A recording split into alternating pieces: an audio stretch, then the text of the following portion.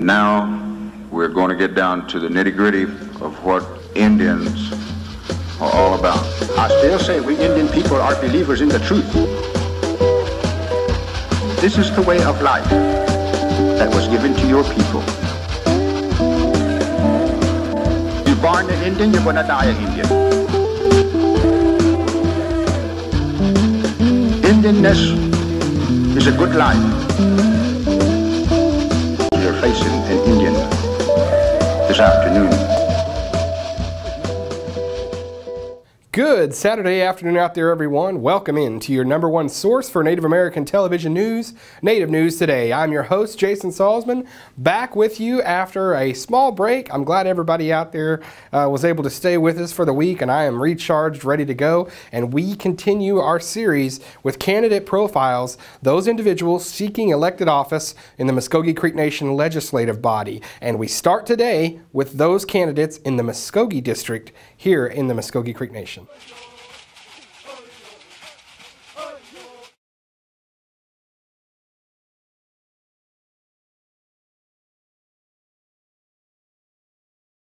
I believe no, because we leave it at that blood quantum that we already have. I think we have qualified people that can hold this public office. The question of reducing the blood quantum for either citizenship or holding public office has been a debated question for a very long time. Is there a quick answer? No, there's not. At some time in the future, the blood quantum will be a critical issue. Presently, the Constitution for which the Muskogee Nation is governed by requires the blood quantum. If it be the will of the people to change the Constitution, as a legislator on the National Council, I would certainly uphold that decision by the people.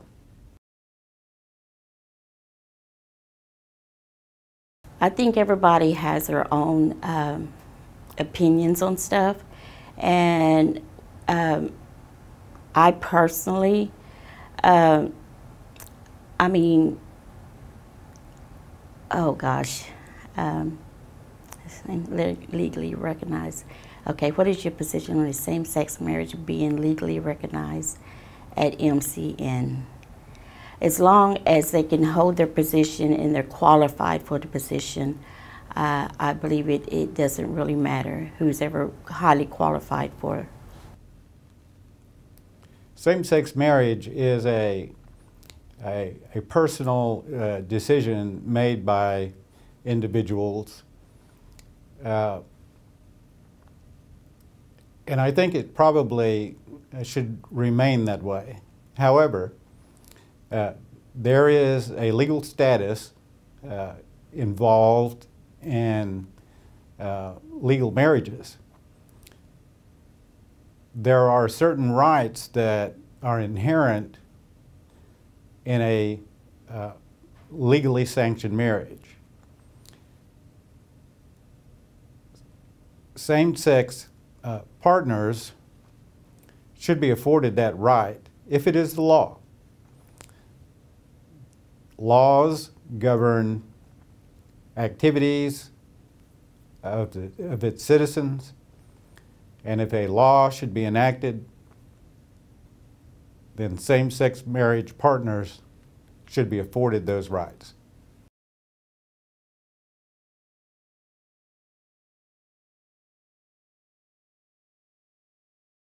Yes, I do believe that we are entitled to per capita payments to our citizens. Per capita payments are a luxury of a tribal government, and there are considerations, economic considerations as well. In 1974, the early 70s anyway, the Muskogee Creek Nation had a per capita payment. So this is not new. This is not new for Creek citizens. A per capita payment decision is not an either-or arrangement or decision. It could happen on a one-time basis. It could happen every decade or some other time period or time frame. I think that in times of the nation's prosperity, that as goodwill, that a per capita payment, whether it happened once and never again, or on a frequent basis, would be something to tell the Muskogee Creek people, you are a part of this government. And this is the government's thanks in saying, we appreciate you as a Creek citizen.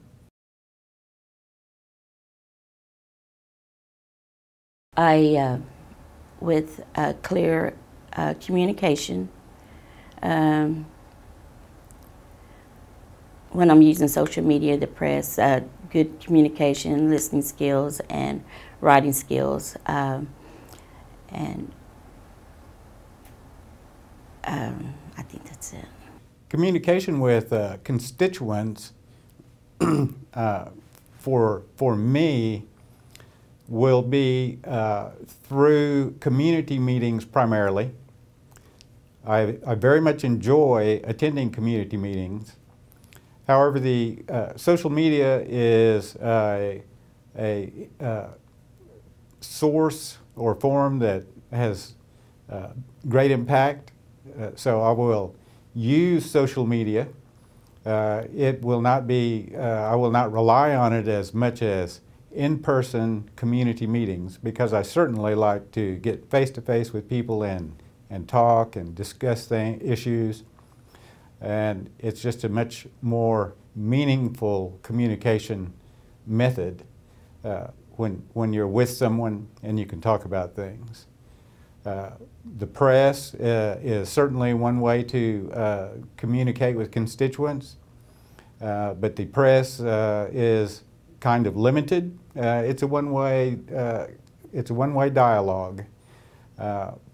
People speaking to the press can say something, but the constituents don't have the opportunity to respond or talk back to the council representative.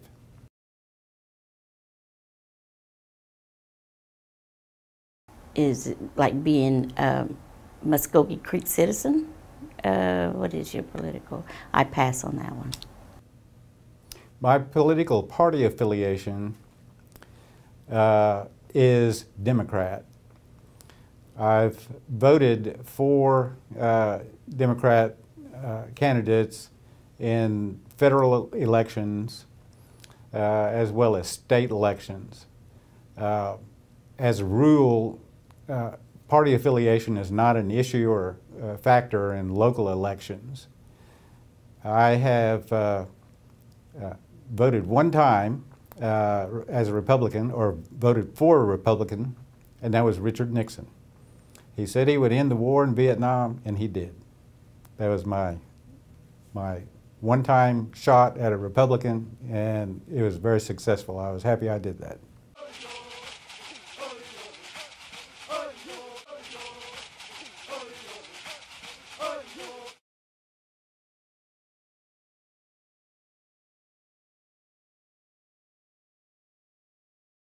This is a very particular question. In my experience, I have a lot of relatives who are not considered the full citizens per our constitutional requirements. I myself, I am 7/16 Creek, and I think for the most part, that question should be left up to the citizens. It's hard to speak on that in regards to representation for the Rogers, Mays, Wagoner district.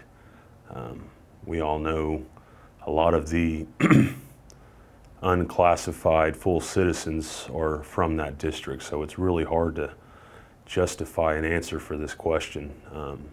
In my opinion, yes, it does provide a larger pool of citizens to, throw their hat into the ring, provide their credentials and their experiences and their abilities, which will only enhance our tribe. But for the most part, that is truly a question for the citizens, in my opinion. Thank you.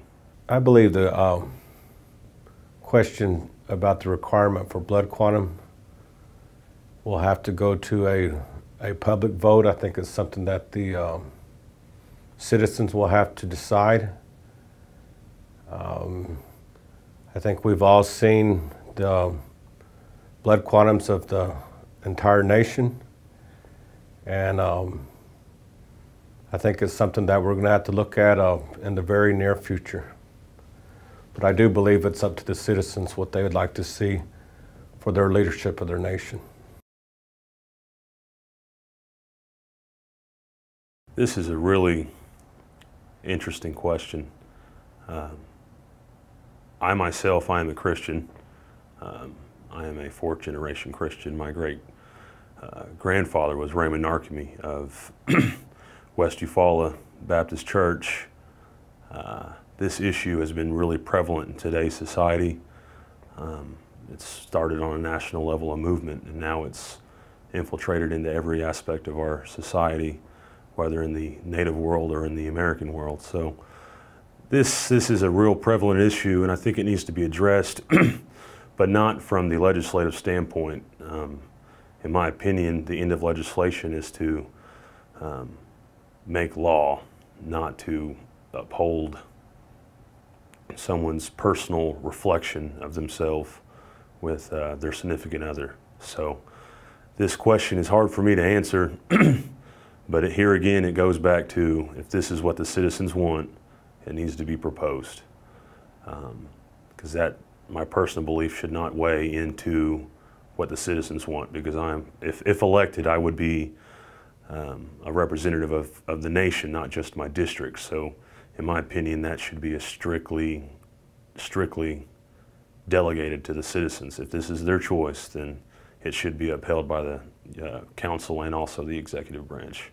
My position on same-sex marriage being legally recognized at Muskogee Creek Nation, again, as leaders, I believe we're just a voice, but I believe it's something that the citizens should decide. The nation, everybody is a stakeholder in the nation. Everybody should have a voice, and everybody should have a vote, and everyone has an opinion. So I think as a democracy, we have to look at it that way and see what the majority says.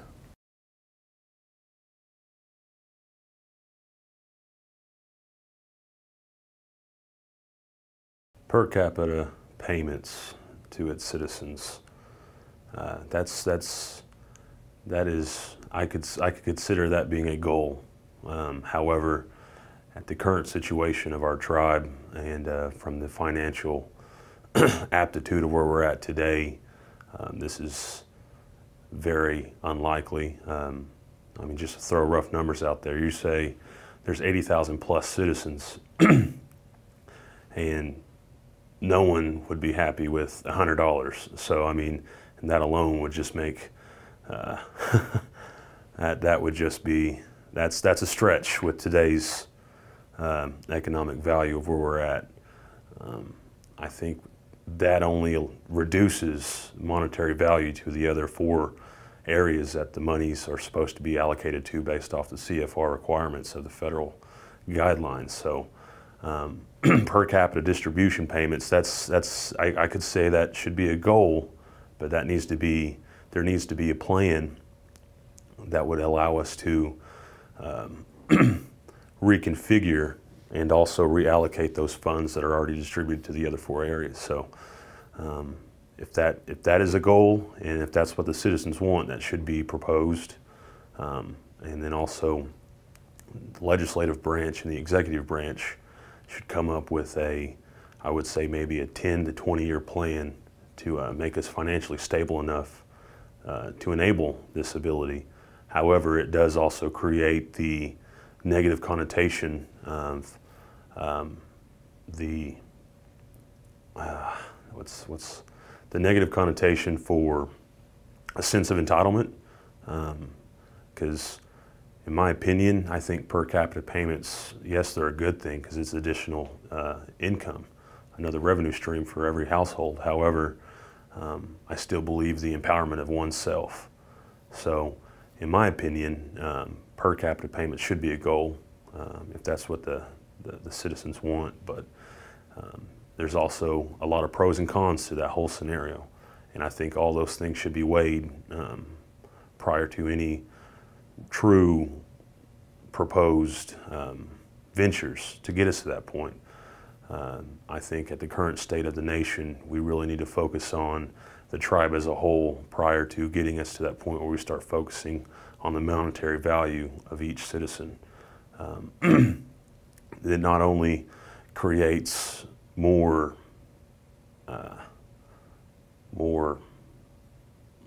abilities, but it also kind of hinders the tribe, because now you're taking those 5 areas, and now or the 4 areas that we automatically use, since we're not at per capita status right now, then you're just basically taking the money from those, you're shortening those, and you're bringing them over to another category. And I think as the nation as a whole, it just kind of, that issue basically just hinders the other 4 programs, the other 4 categories, excuse me. So, I mean, I think for the forefront, if we focus on everyone as a whole, I think that'll be more beneficial than getting us to the per capita status. With 80,000 plus citizens, and we're only increasing every year, I think per capita becomes a stretch of imagination to a degree, because then you have to devise, well, what's the allocation of funds to each citizen? What are the advantages of it? And also the reality of it is I think if that was the case, there should be some sort of cultural preservation that coincides with that sort of legislation that adjusts our category distribution, our category allocation at the moment. So in order to preserve oneself, our tribe, and our whole culture, our traditions, whether you're the traditionalists at the stomp grounds or traditionalists at the churches, I think that is the big player and the big factor and the big motivator for this. However, there's still a lot of citizens who truly have no idea where they come from. And I probably shouldn't have said that, but it's still the point of there's too many people. And I think the biggest flaw in the per capita payment would just only gain more momentum for those who lack the knowledge of oneself. So thank you. Per capita, there's so many Muskogee creeks. I mean, 80,000. I looked at a bill because I was thinking, you know, it would be really nice to at least be able to pay out a small per capita, and maybe just a one-time only for our elders. I recently worked on the bill. When I first thought about it, I was thinking maybe 10,000 to 85 and above, 7,000 from 80 to 84, and 5,000 from 75 to 79. And I was really surprised at our numbers. We had 990 something at 85 and over. We had 1,000 something, 80 to 84, and 75 to 79. There was about 3,000.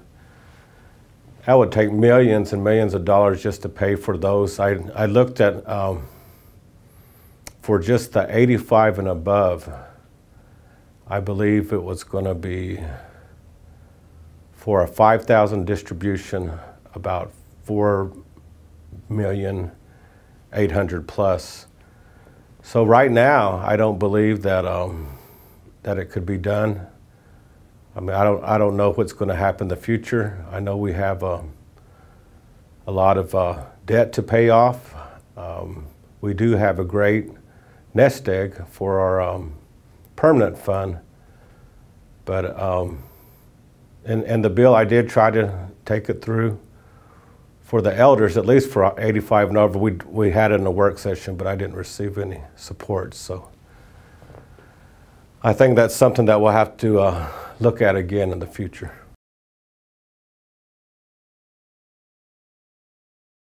Communication, I feel, has always been some sort of gray area, especially in my district, that I've experienced. I know growing up, I was a part of, the mother, being from a single mother family, we moved around, and we lived in Holdenville at one point. We lived in Muskogee. We lived in Tulsa. Obviously, I graduated from high school in Porter. We lived in Tahlequah. We lived outside the boundaries in Oklahoma City. So that question is really near and dear to my heart, because the main thing for our tribe, for our progression as a society, is to maintain lines of communication. And of course, I'm going to use social media. I am a millennial. Again, I am 28 years old. The press, that becomes an agreement we may have with our media outlets here at the tribe. Community meetings, that is definitely a must. My biggest issue now is I was only allowed into my district's community center as of 2 years ago. So legislation in 15 opened up my community center's acceptance of members to the whole district. So for a while there, the Coweta Indian community was only allowed for citizens of the city of Coweta. So I am definitely a big advocate for community interaction and involvement, whether in Oklahoma City, Tennessee, California, wherever. So there's a lot of opportunity with true collaboration with each community, each citizen. So a lot of reform and a lot of the programs need to be looked at, and we may have to go to the point where we're asking, global surveys to ask for assistance in ideas, and to basically take what we have now and how do we make it better. So my biggest goal is to truly touch the community level, which I've been working on now. But I think in order to further every community and every citizen's abilities, the clear line of communication is a must. And that stems past the facade of transparency everyone's trying to sell, in my opinion, because true lines of communication actually lead to true collaboration and honesty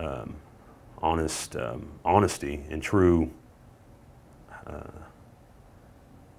honesty and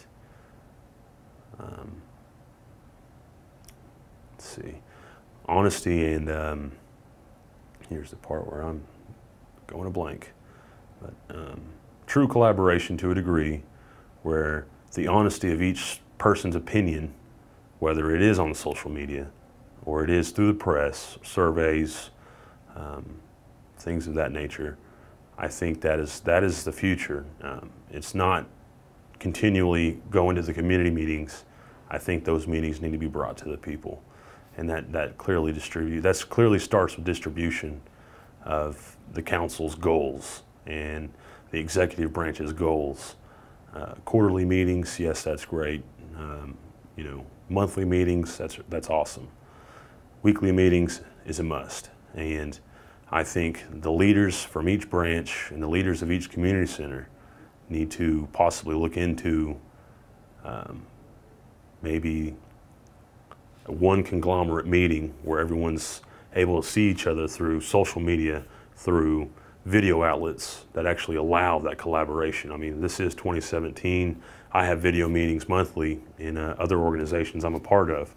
So I feel as a leader, each community needs to get to that point where the leaders are collaborating with the branches of government here in the nation, here in Okmulgee. So how do you plan to communicate with your constituents? That is as simple as I can think of, is just bringing it to the people, give it back to the people. Thank you. I've been using social media to communicate, and when I ran before, I used like a local newspaper. And one thing I'd really like to see whether I'm successful in my campaign or not is I would really like to see live stream for the committee meetings. I think the committee meetings are the meetings that really talk about the bills. Questions are asked. There's more of an in-depth explanation of what the bills are for and how they're going to affect the nation. I think by the time it comes down to the General Council meeting, everything's pretty much already set in motion. People have already kind of decided how they're going to vote. But I just feel like for transparency purposes, I'd like to see our committee meetings live streamed and more people be able to see what happens in our committee meetings. But social media, I believe in using that, and plus word of mouth and speaking with people and phone calls and all that.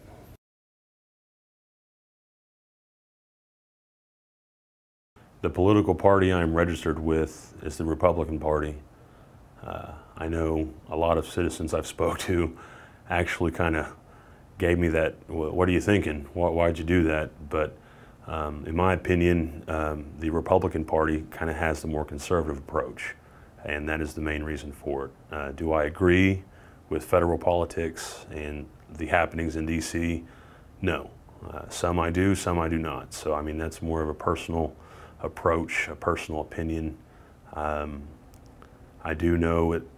I am a member of the Republican outreach there in Wagoner County, so I do try to maintain some sort of knowledge and of the federal and state and even local involvement. So being a Republican, was raised that way. Mainly just stems in the conservative value that I believe in. So that is how I am affiliated in federal and local elections. However, I am a more libertarian type of person. So in my opinion, freedom is all you have, and if you don't have it, then what are you really doing? So that is my 2 cents on this question. Thank you.